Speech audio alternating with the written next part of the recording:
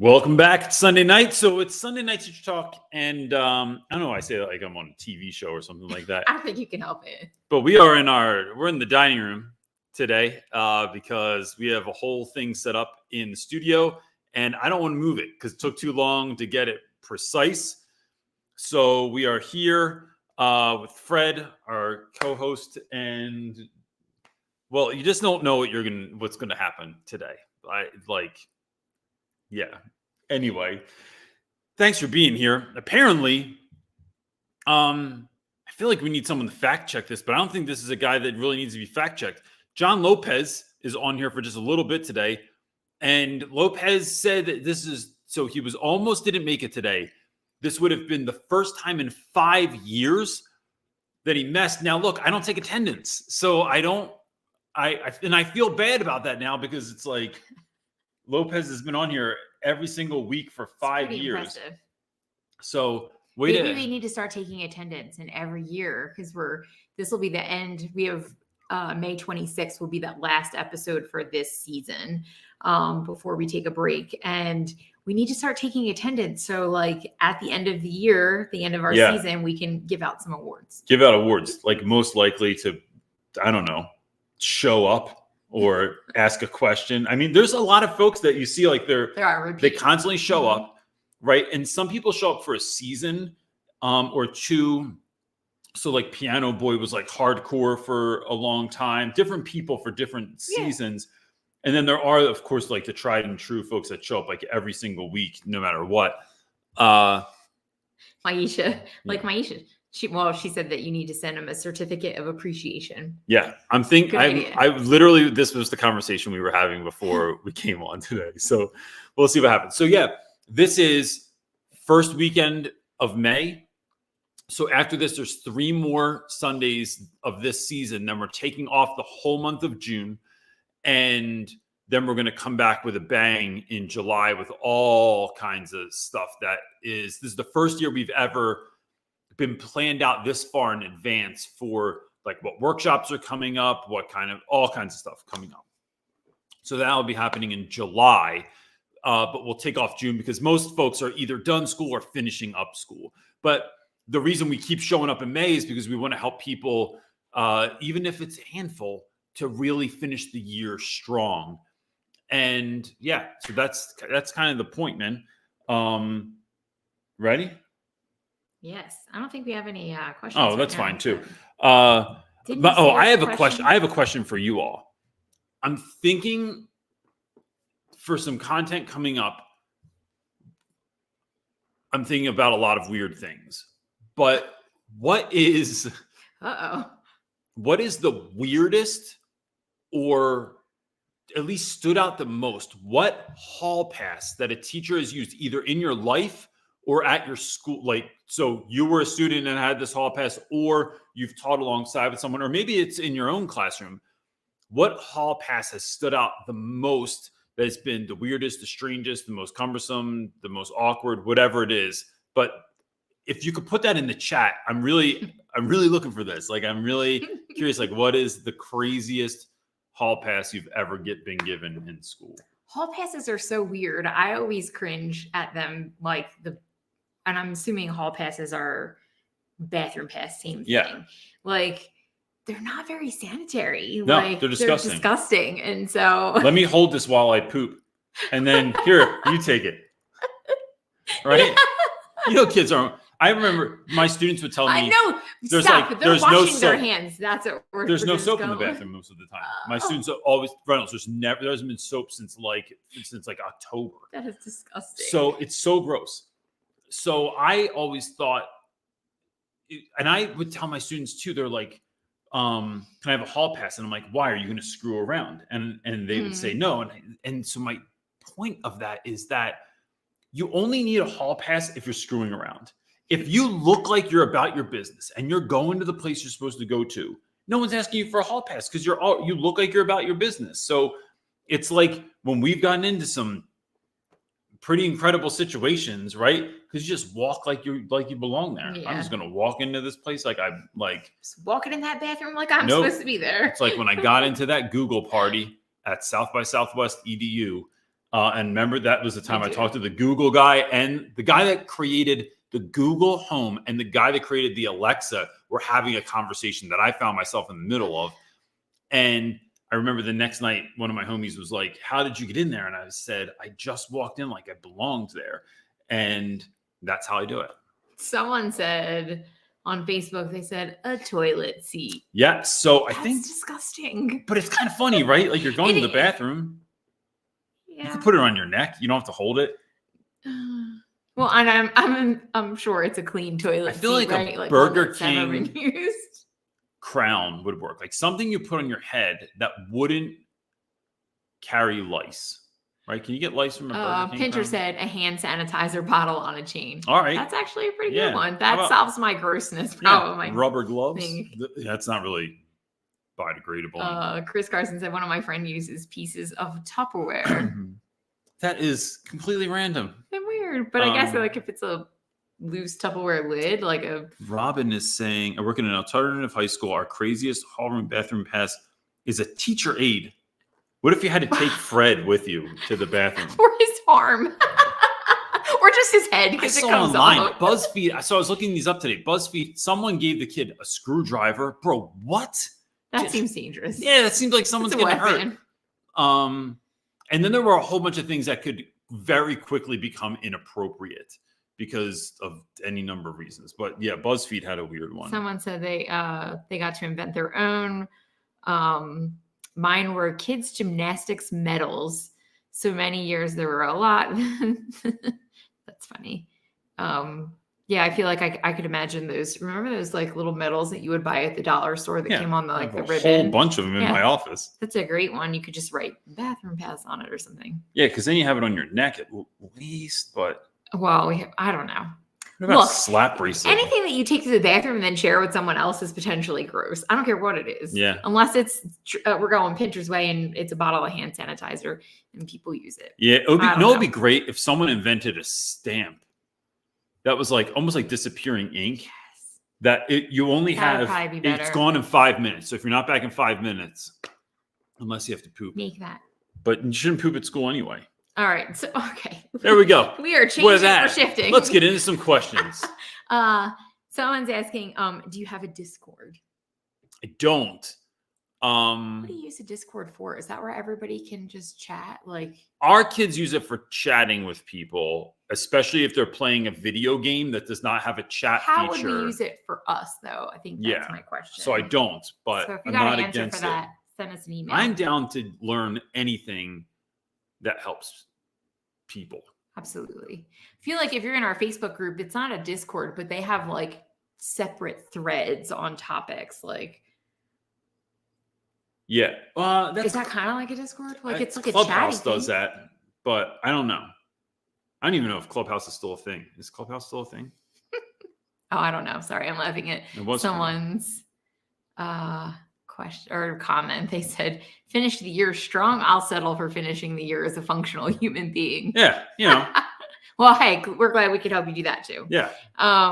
Whatever we got. All right, are you ready? John Lopez is asking, the very obvious question: what is the name of the mannequin behind you? So this name of the mannequin behind me is Fred, and he got his name from. Hold on. So it's Fred, and then we'll go to Elise, which she's asking, why do you have a bearded mannequin, and should I buy one? You should buy one. It's in my Amazon store. So if you go under this video, there's an Amazon. I don't ever talk about this. I have an Amazon account where anytime I talk about something in a video, any of the weird stuff I use in. So I just had like this video where I talked about fidgets. Those are all in there. Sprinkle the magic, like my bubble machine that I use in class is in there. But that was actually a gift, but you can purchase your own. That was a gift from Laura Green. So let me say this. Years ago, and this is in a video, years ago, I made my own teaching assistant. And I got it because I had like 7 teaching assistant or 7 what do they call them? Co-teachers in like 2 years or 3 years or something like that, something nuts. And what did the original look like? So I made my own I had a styrofoam head that I spray painted gold so that it looked like Destro from G.I. Joe. And then I built him out But of. you're not supposed to spray paint styrofoam. No, it so just it like melted eats him and he it. looked So it was all like, yeah. it was not pretty. Yeah. Good thing the camera quality wasn't what it is now. But so I built his body and I went into the Lost and Found at our school and I found uniform pieces and I put it on. He didn't have legs though. He only had like a torso so we could carry him around, and I would take him with me places. He would do hall duty with me. He would make copies for me and stuff. I thought it was hilarious. Nobody I worked with thought it was funny. Not one single person. So I always had this dream of owning a mannequin, and his name comes from the movie I Am Legend, where Will Smith's character keeps seeing this mannequin. He sees him in the video store, then he sees him in front of Grand Central Station. His name was Fred. I thought that was funny, so I took his name. So this is Fred, and it was always my dream to have him in the classroom because kids could ask questions. And I had a video about this recently too, but kid like want to hand in late work, like things I already have answers for that I've answered 9 million times. Can I go to the bathroom? Can I hand in late work? Is there extra credit at the end of the quarter? The answer to all of these is no for right now, right? And if you really have to go to the bathroom, like I always say, like someone always gets so worked up about this, it's like just like kids go to the bathroom. It's not that big of a deal. But I defer everything else to Fred. And I'm telling you, kids, just like they will shake the magic 8 ball and look for answers, they do the same thing with the mannequin. It was like $58 when I got it on Amazon. And then shipping is a little bit expensive. It was like maybe $15 or $20. But for under $75, you get a whole human being. Like, it was awesome. I actually have two because the first one they sent me was missing an arm. And so they told me they couldn't just send me an arm. So they sent me a whole mannequin. So I have a naked man in the place where we make all of our merchandise. T-shirts. Yeah. And the funny part is our kids love them. Like they dress him up for holidays. He has a birthday. He had a birthday we celebrated. For Halloween, we got him. He was dressed up and he stood at the door and scared people. It often scares the crap Christmas. out of you. We're all used to it now. It took a few years for us to get used to it. Yeah. Just imagine moving with this guy. Like, yeah, the movers were like, what? It's a little weird when our neighbors come in. So our neighbor Cecil had to come over and help me with something one day. And I was like, oh, before you walk in, there's a mannequin in my living. Just see. And he's like, oh, that's cool, man. That's cool.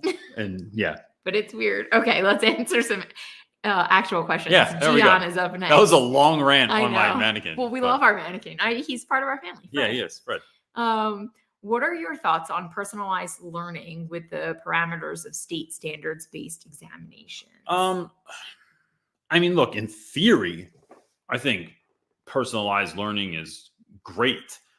I just don't know of a school that has figured out a great way to do that without it being just computer-based stuff. Like, I just think that is like, I don't want my kids on a track and all day they're doing Mathia or what is it? Khan Academy or something like that.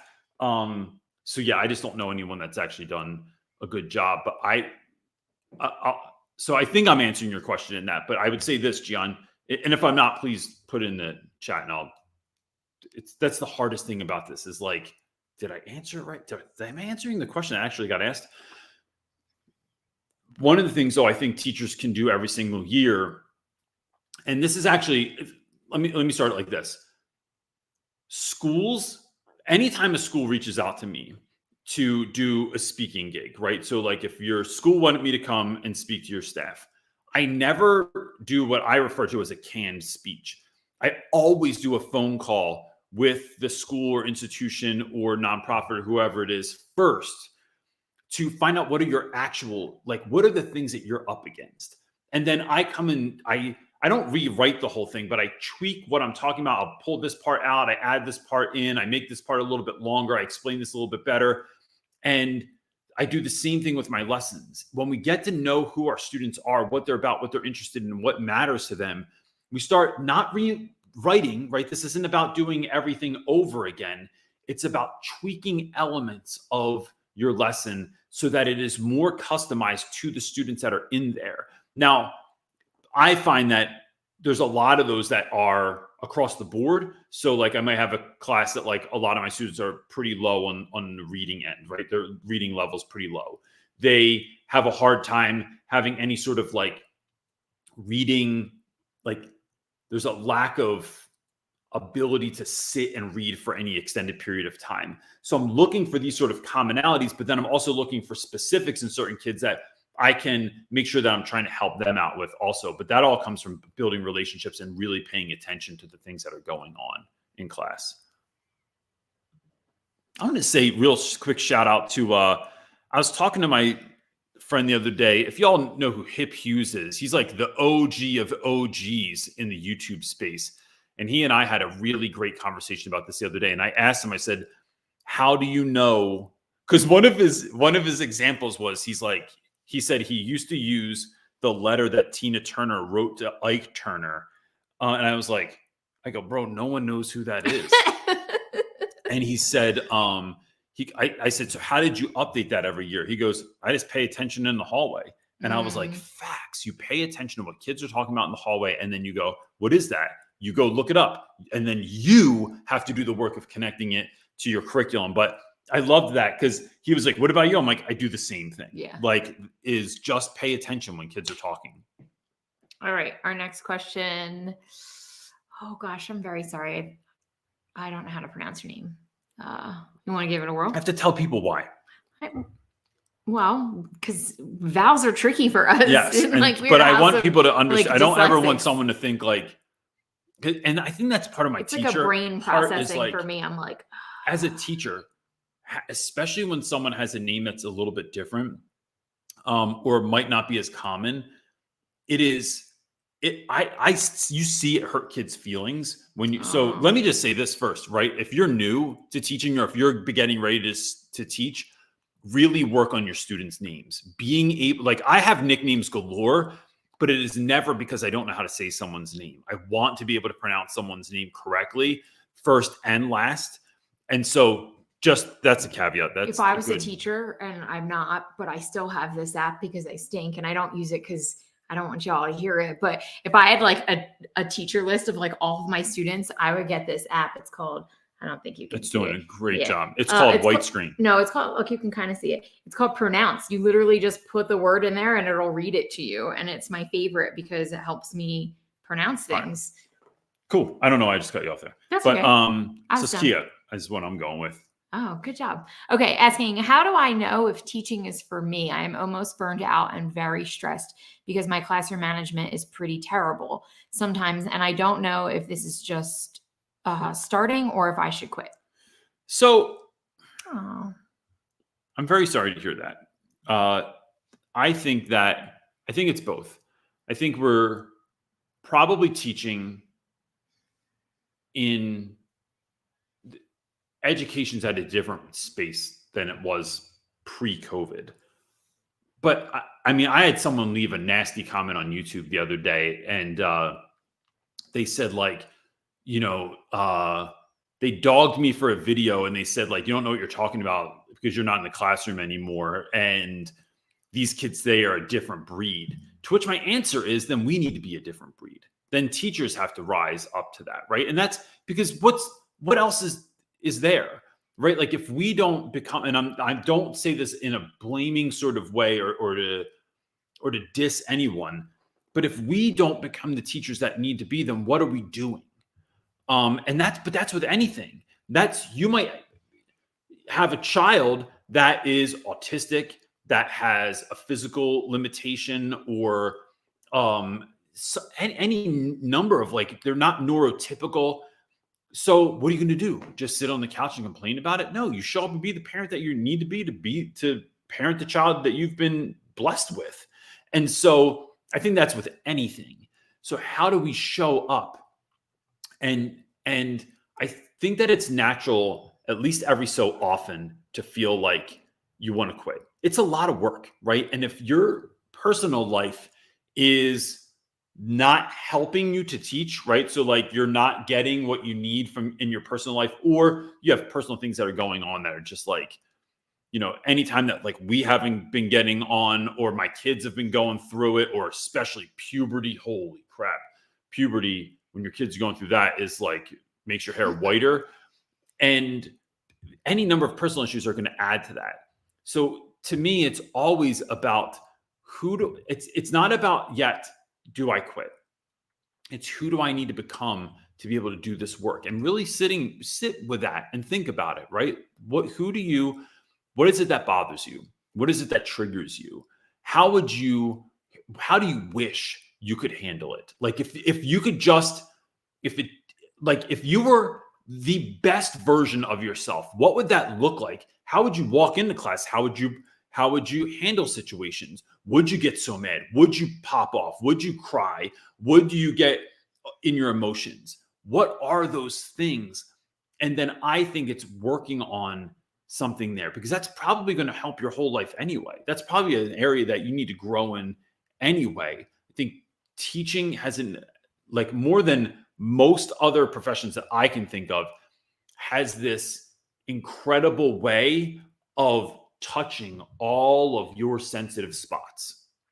It's like it just knows exactly. It's like if any of you have like a family member, or if you ever had a friend or so-called friend that just knew how to get you, right? They could take you from bliss to pissed in 10 seconds, right?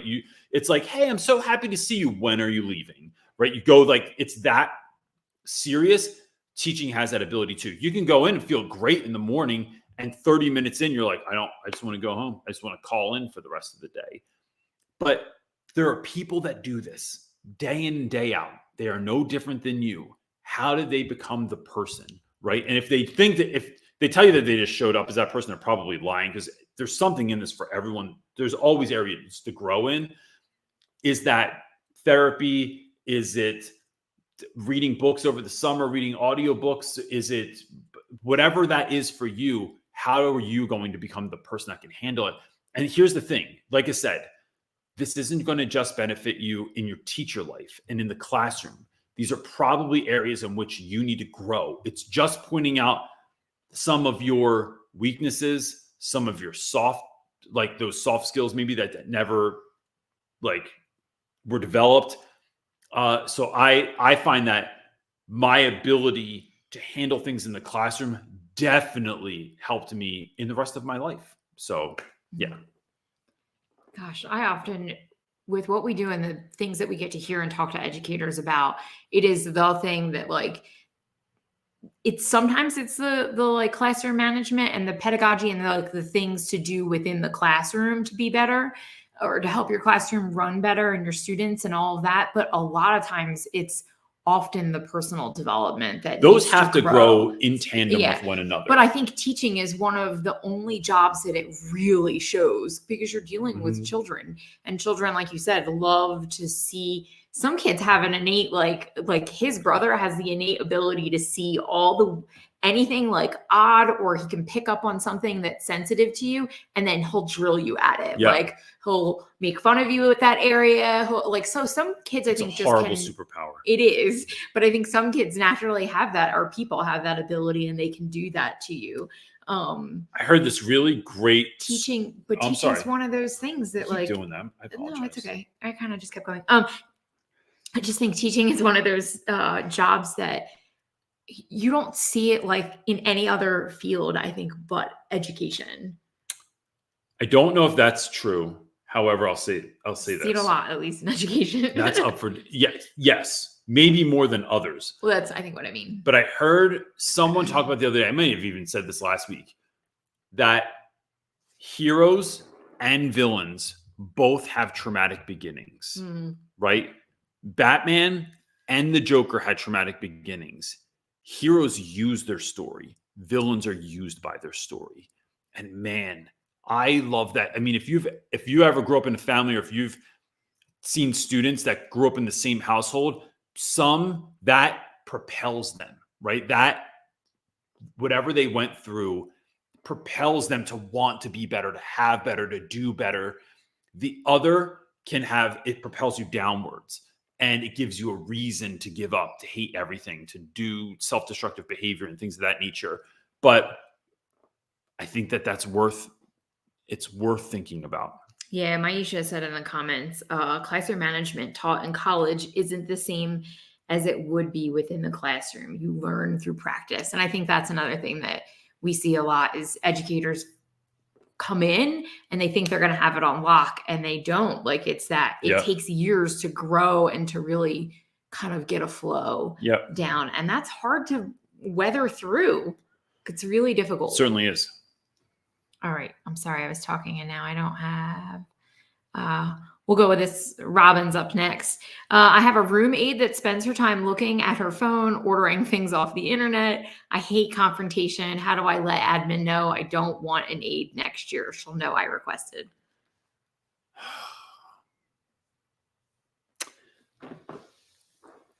This is a hard one to answer. It is. Part of me wants to say, well, you like maybe you need to learn how to handle the confrontation part, because you can handle it with grace. Like, I don't handle it with grace. But you're much better at handling it with grace. I just get like sassy, and that makes people aggressive, right? So that's not a good tactic to have. I am aware. I try and figure out. It's useful sometimes. And I think rarely. Sometimes just ripping off the Band-Aid is the move, right? I love yours, how you always handle it with curiosity, and meeting it like that helps to soften the person who's hearing it. Like, they don't feel so attacked. And so you can have then a constructive conversation. So yes, that is.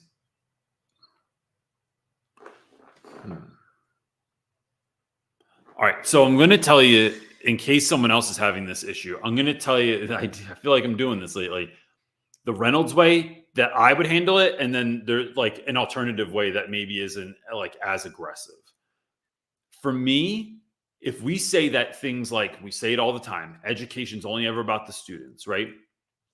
If that's true, then I draw my courage from students and not from myself.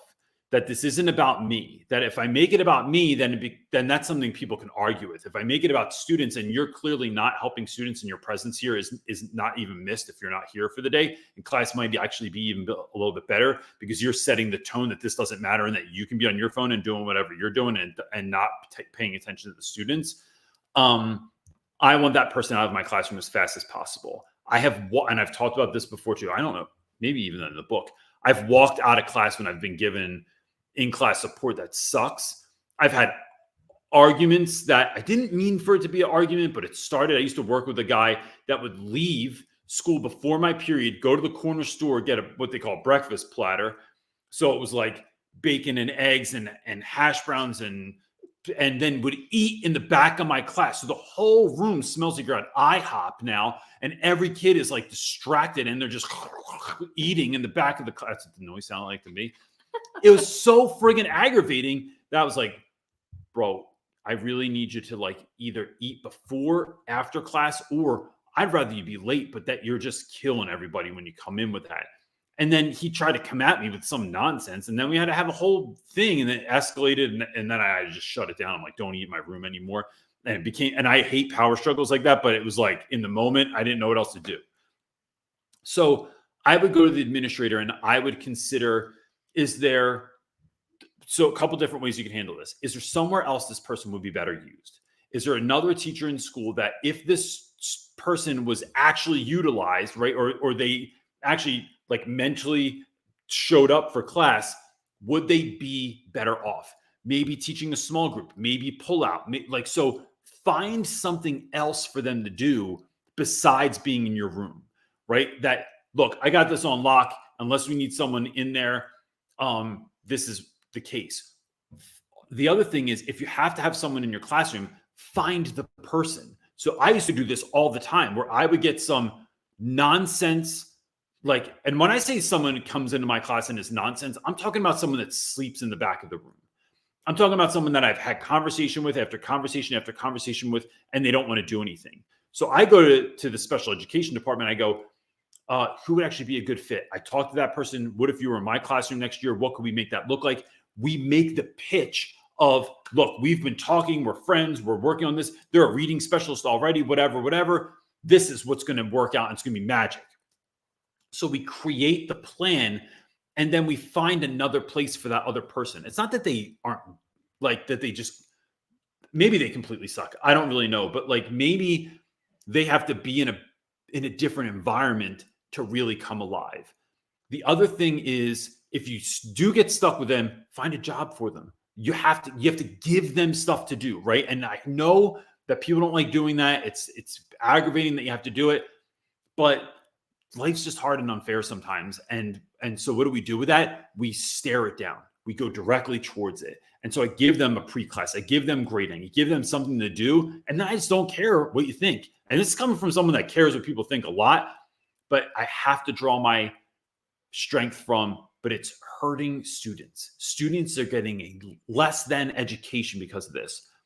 The last thing I would say is you could go to admin and say, look, I have a really hard time with confrontation. I'm not really sure how to handle this, but this is the scenario.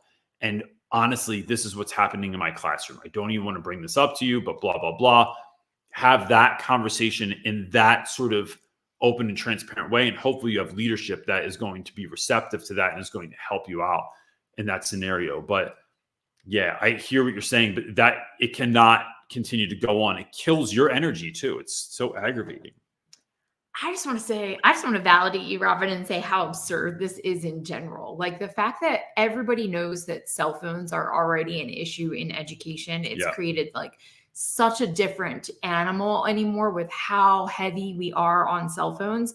The fact that you have what are they called? A room aide, like / grown up. You're supposed to be aiding the room, and you can't do that when you're sitting on your phone and you're just being a poor example to the students. It's like, it's kind of like to me, it's like I just want to validate that it's ridiculous that you're even Robin, with that. Let me tell you what you need.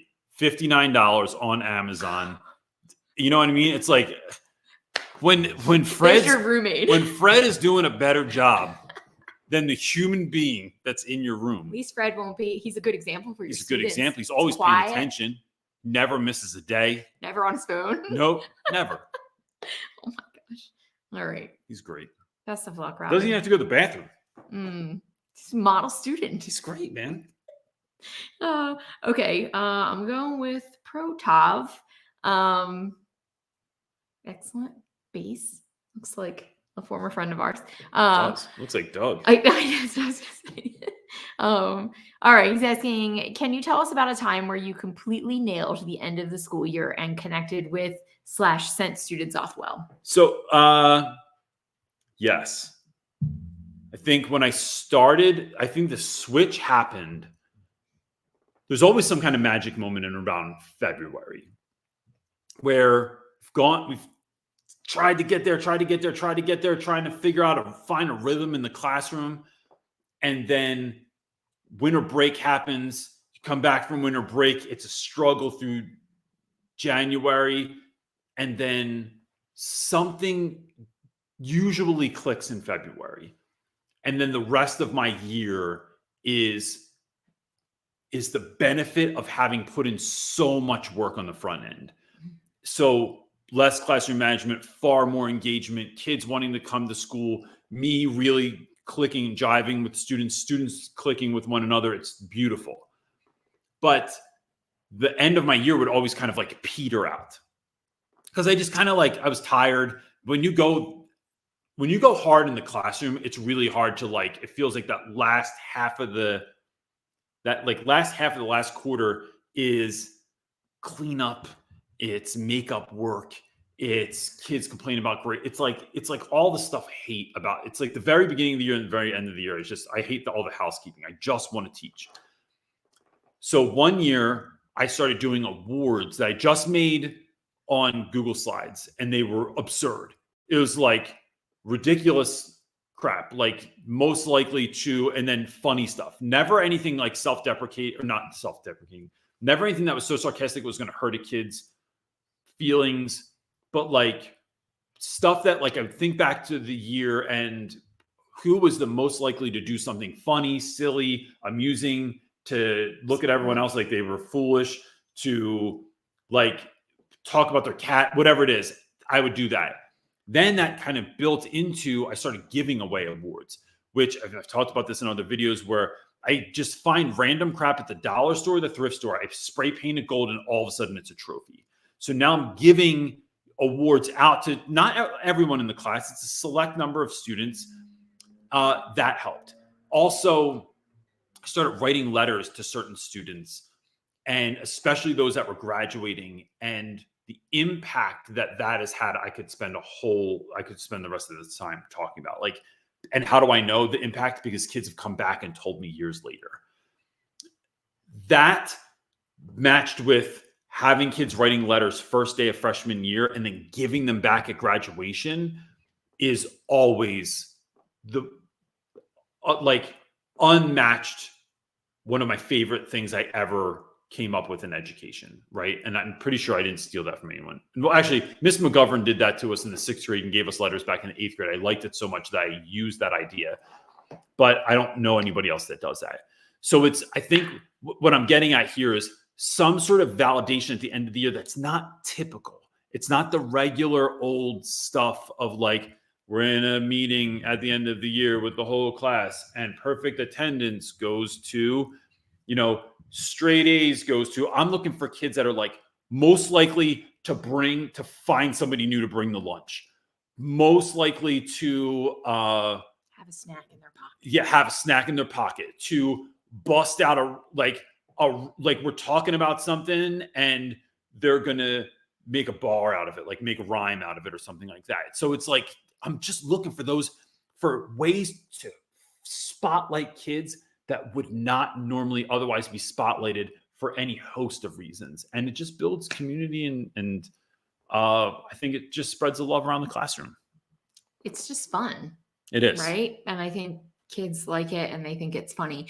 We actually had a viewer who did this, and then she sent us pictures of all the little stuff that she spray painted gold. She did the exact same thing, spray painted gold, and all the different awards that they were for the different students. And I think she did everyone in her class. Yep. She found a way to do it to every single person. Yeah, she came up with something for each person, for each student. And she said it was a wild success. Like, she said it just was like a wonderful ending. You have kids that are going to hold on to that for the rest of their life. A little gold dinosaur that we kids that I wrote letters to. I mean, I know they're like, I still have that letter you wrote to me at graduation. Yeah. Okay. Up next is Matt asking, at what grade or point should students expect to work the last days of the school year? I always go to the end, Matt. I'm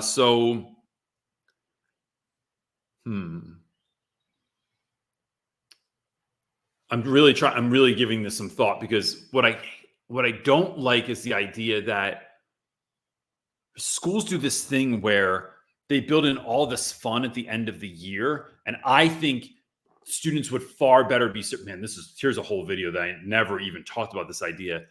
That time of field days, of games, of Spirit Week, I think that students would be better served, the whole school would, if that was interspersed throughout the year, instead of this is basically babysitting at the end of the school year for a week or two, because we don't know what else to do with kids and grades are already due.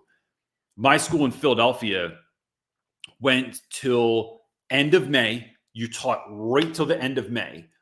First week of June began finals, and you only came to school to take finals. So if Monday of that week was finals, and this is the best, the reason I'm sharing this is the best version of this that I've ever seen a school do. And I'm so happy that I got to work through this. Monday was periods 1 and 2. If you did not have a period 1 class because you had like a special, or you had a study hall or something like that, you only had to come in for period 2 to take your final. So kids were only there half a day, then they left. So then we could grade finals as soon as they left. The beauty in this is that there was no wasted time. So in my mind, I think that, Matt, kids should always be working to the end of the school year. I want to begin work as quickly as possible. That's why I don't do icebreakers and all that stuff in the beginning of the year. By day 2, we're doing work. And I want to work to the last day. I do it for winter break. I do it on Halloween. But I find things that are fun. I find things maybe at the end of the year that are a little bit lighter, that we're brushing up on skills so you can get ready. I'm finding fun ways to get ready for the final. So it's keeping it light in seasons that it needs to be light, or keeping things fun, but it's not just back ending the year with like so-called fun activities that are basically just babysitting. So I would say, in my experience, it's always, why are we in school if we're not learning? This is not like, that's what we're supposed to be doing here. I really sound like a cranky old teacher at the I end really there. dislike those teachers that send homework to my kids like at the last week of summer or Yeah, but I don't send homework anyway. I know. I'm just saying for those who are maybe listening and then think homework is warranted. I was always like, or a project at the very end of school this year. time of year, homework it's like, it's finally nice outside. Like, you will get better students if they go out and run around and play basketball, right? Like, all right. Jessica's up next. How do I balance being fun and making sure that I still have consistency and structure in the 7th, 8th ELA classroom? Some of my coworkers are already super lax, and I hate that I am more uptight. So, Jess, this is actually a training that we're going to have over the summer. I think that folks get it twisted, and I won't say I'm not laid back. I'm probably more laid back. It kind of reminds me of living here in New Mexico now. At home, back in Philly, we were probably a bit more conservative for the folks that we lived near. Here, I think I'm a little bit too liberal for the folks that live here, right? We live in this kind of like weird middle place. I am laid back about things because I just don't think they're a big deal. And that is based on my own values and beliefs and how I think a class can be run and young people should be treated. That I think sometimes kids are kids. And so I just don't get worked out about certain stuff. I don't let it go. I certainly address it. But if a kid curses in my classroom, I don't like lose my mind. It's like, bro, I'm sorry. You're not allowed to say, let's say it's like the F word, right? We didn't talk about this, but you can't say the F word. And I didn't think I had to remind you that you couldn't say the F word. And we could make a poster that has like the F word on it and it's crossed out, but like that might be really awkward for like anyone that comes to visit our class. So I didn't know I had to say it, but like in the future, like you can't say the F word. So like just keep saying the word. I literally say the word back to students again and again and again, because they get how absurd it is and it makes it like them cringe. So in that way, I'm sort of laid back. So I'm not writing them up. I'm not giving it attention. I'm not calling home. It's like you learned your lesson and we move on with life. Now, I will say that I try to be incredibly fun in the classroom, as is my personality and one of my strengths. But that needs far more structure than, it's not a free for all. It's not the Wild West, right? There is a rhythm to this. And we can only do fun if we take behavior seriously. Because if you're not listening to directions, then this all falls apart anyway, right? So I think of it as like, if you go to an amusement park, roller coasters are fun, but if you don't follow the rules, either you get kicked off or you get killed, right? And so what I want to do is make sure that we're about to get on this ride, everyone understands you got to take off your hat, you can't take out your phone. Don't flip your shoes off, whatever it is, like whatever the rules are for the ride, that's the thing. And that is everywhere that has the most fun places in the world. Disney World has all kinds of rules of things you can and cannot do. You can't walk around without a shirt on, right? And so what is the equivalent of that for my classroom? I find that you can only have I'm not talking about just kind of fun, incredibly fun and engaging classes if there's really strong classroom management, but everyone involved needs to understand what the classroom management is. So, and why we're doing it, because we need the structure to be able to make sure that this thing can happen. And so even if you look at like one of my favorite things in culture right now is the Savannah Bananas, right? They were just in Albuquerque and I didn't get to go to the game and that sucks, but they break more rules than any sports team I've ever seen, including the Globetrotters. It is a wildly fun looking experience, but there's still rules involved, right? And everyone understands what those rules are, and then we can have fun within that. So that's how I would do that. I'm not into just kicking back and like like, that's not what I'm about. I'm having fun also so kids can learn better and deeper and feel like they belong. All right. Up next, the classroom management guy asking if you had to create a 5-year plan to change the culture at your school, what would it look like? Context: 60% of our teachers are only 1 to 3 years teaching. That's a good question. That's why I asked it. If I had, I think from the jump. So this is me on a whim thinking about this, right? So like I might get off of this live feed today and be like, oh, I should have said this. One is offloading things that we think teachers need to do that they don't need to do.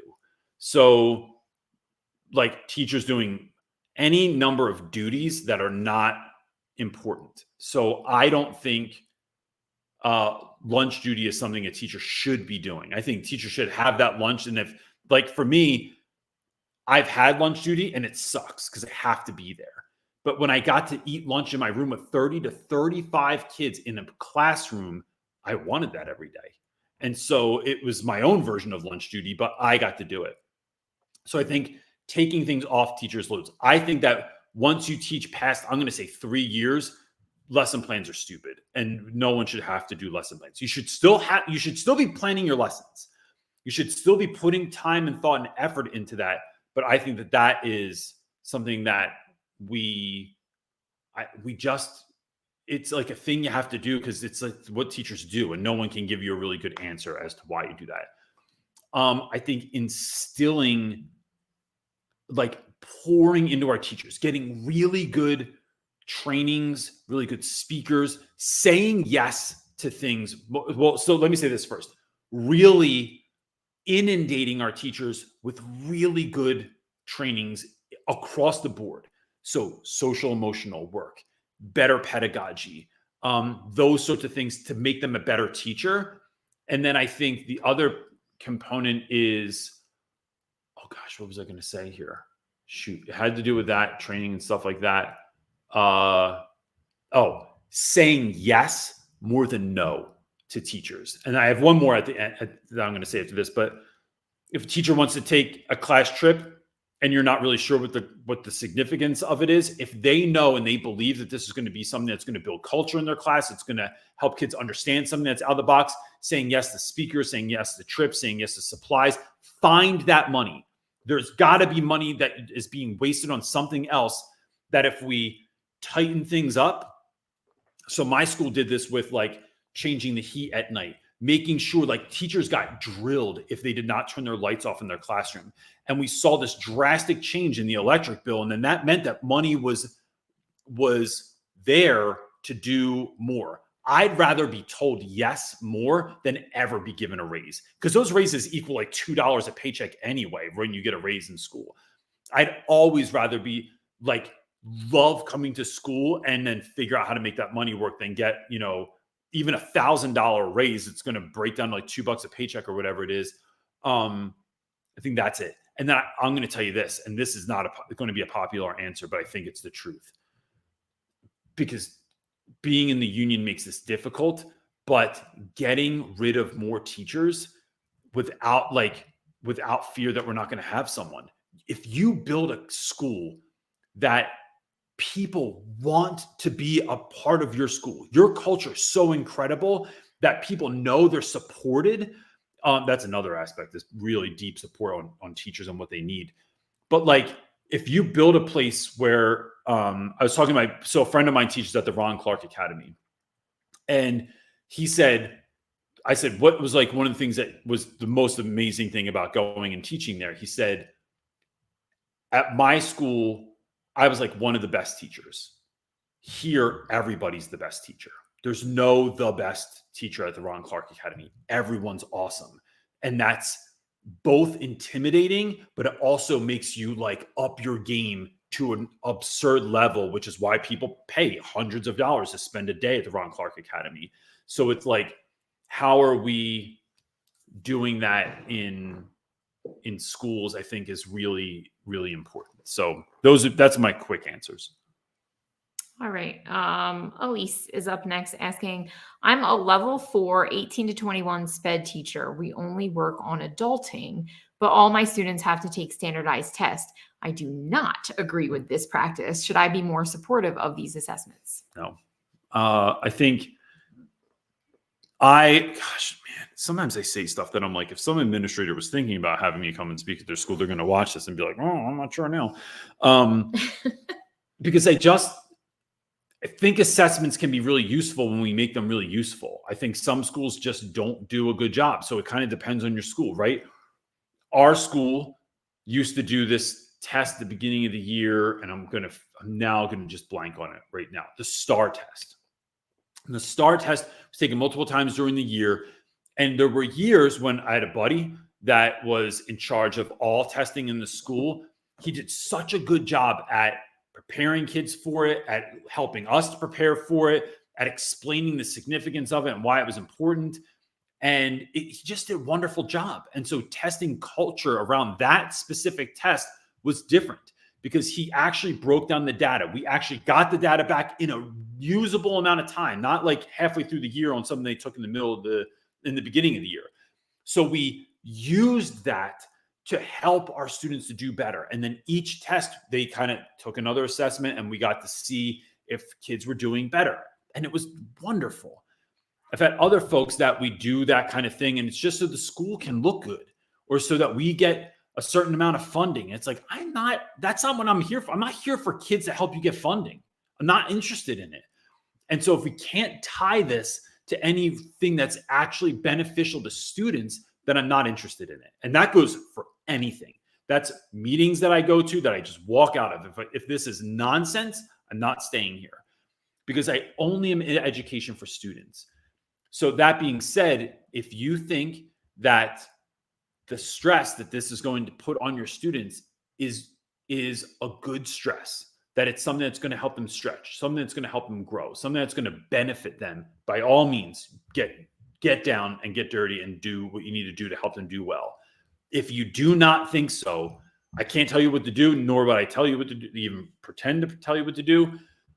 If I were in your shoes, I would not put that stress on my students, especially students that are not probably neurotypical anyway, if they're in your class and are dealing with all, like, for a dyslexic student to sit down and take a test takes so much more effort than a student that's not dyslexic.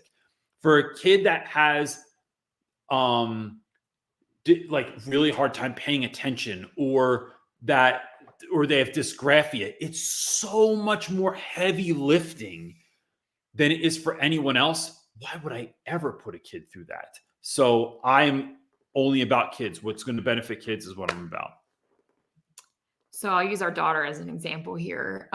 This is the first year in the state of New Mexico you cannot opt out of like the state testing. Mm-hmm. And every other year in New Jersey, we have opted her out. My kids have never taken it because they just don't.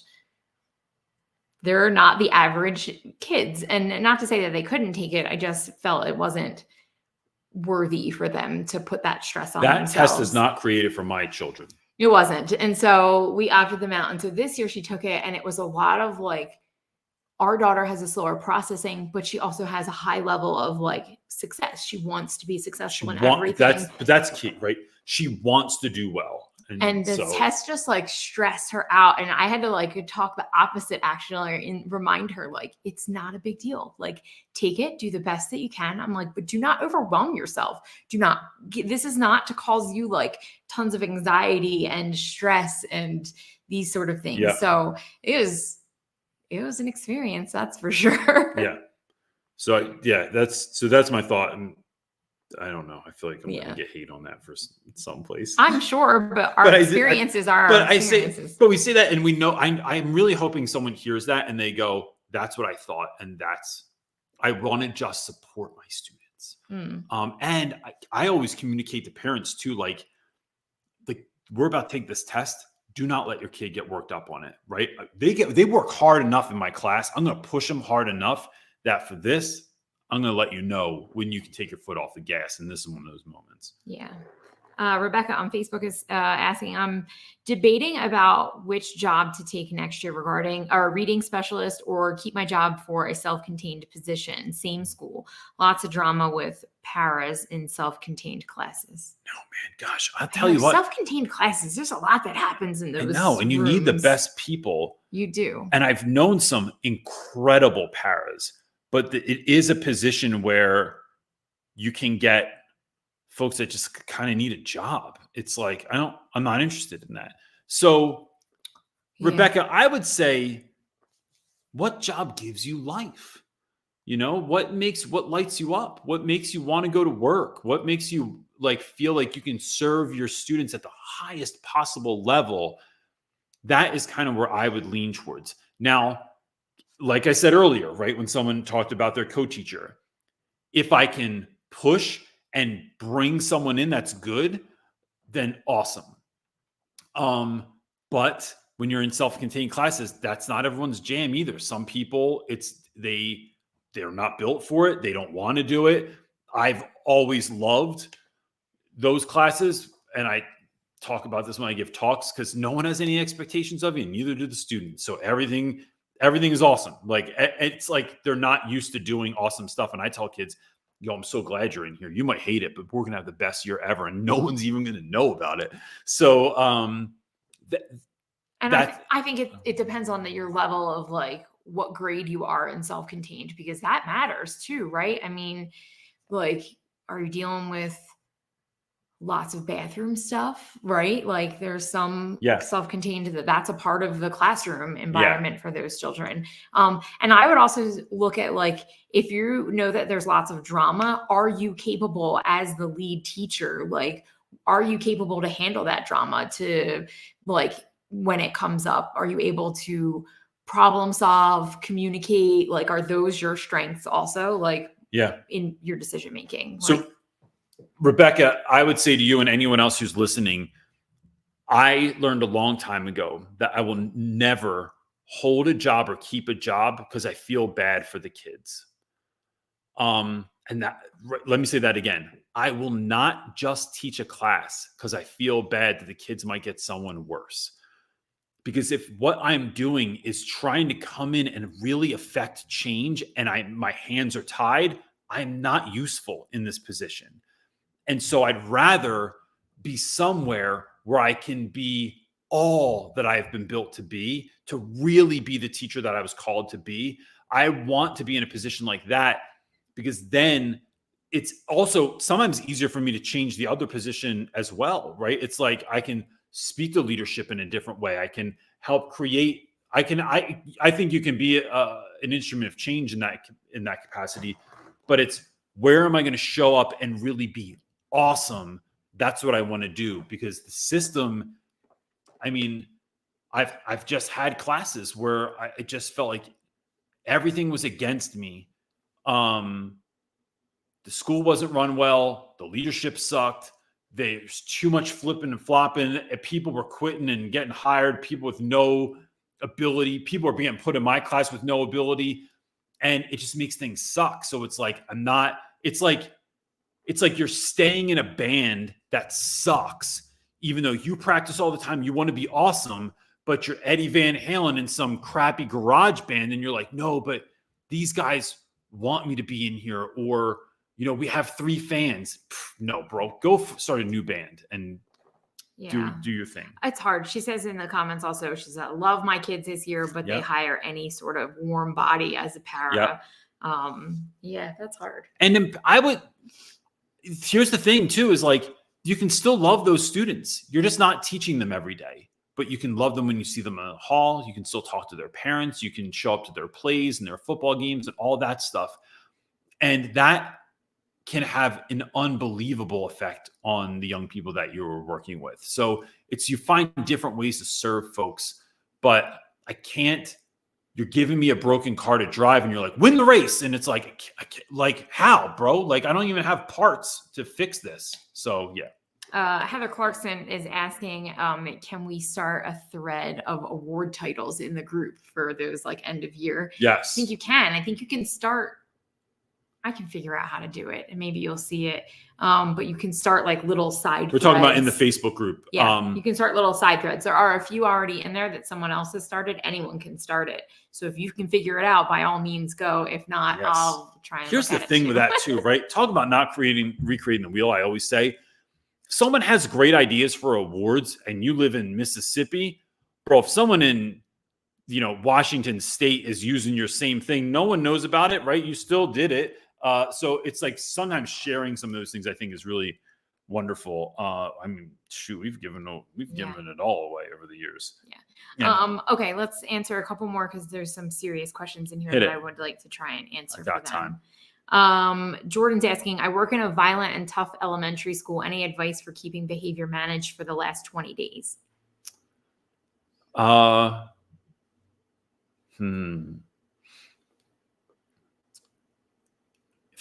The hard thing there, Jordan, is that a lot of times behaviors are exacerbated because kids aren't looking forward to the summer. They might tell you that they are. They might think that they are. What they're looking forward to is not doing maybe work, but you're taking away that safe space for them. You're taking away, for some kids, their interaction with friends that they will not see again for 3 months. It is getting closer and closer to some kids going on a cruise this summer and going to Jamaica and having the time of their lives. And then other kids like sitting at home alone or sitting at home with family members that they don't want to be home with. I think it's loving on kids. So finding ways to love on kids in these last days. So whether that's awards, whether that's writing letters, whether that's shifting your focus in class to some things that are going to focus on self-worth, on care, on that. So what you want kids to do, because you can't go home with them over the summer, is pour into them as much as possible so that hopefully that helps them weather the storm. So we did a lot of fun stuff. And so if we were doing I did a lot of class trips once the weather breaks in the spring and summer. So maybe that's an escape room. Maybe that's going to a play. Maybe that's a college tour somewhere cool. Maybe that's a college tour, but we eat dinner or lunch somewhere really good. Maybe it's going to a play, or it's finding ways to take advantage of the weather, to make the most out of these last 20 days. And my students knew they'd be like, Reynolds, no other class is doing work right now. I don't care.